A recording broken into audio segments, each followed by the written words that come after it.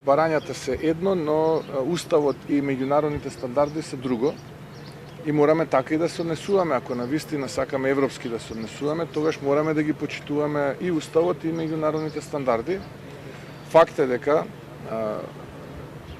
законот кој што е донесен, тој законот за примена на јазиците е предизвикан пред Уставниот суд и токму во оној дел владење на право и правосудството. Факт е дека имаме негативно мислење од Венецијанската комисија кога се однесува за двојазичноста во правосудството, бидејќи прво немаме доволно ресурси за да го тоа имплементираме, а второ не се гарантира владење на правото, односно нееднаквост во владењето на правото. И затоа тие силно препорачуваат да се вратиме на Законот за јазици од 2008 или 2009 година.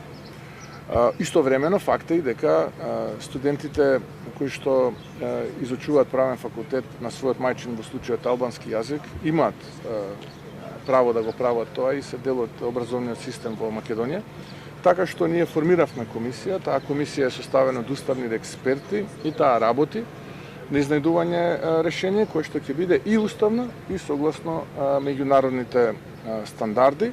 Ако целиот циклус, односно студии се завршени на албански јазик, ќе треба и испитот правосудниот, односно во овој случај да биде на истиот јазик. Така да работиме во правец на наоѓање на законско решение да и ова проблематика наследена од претходните влади да биде решена.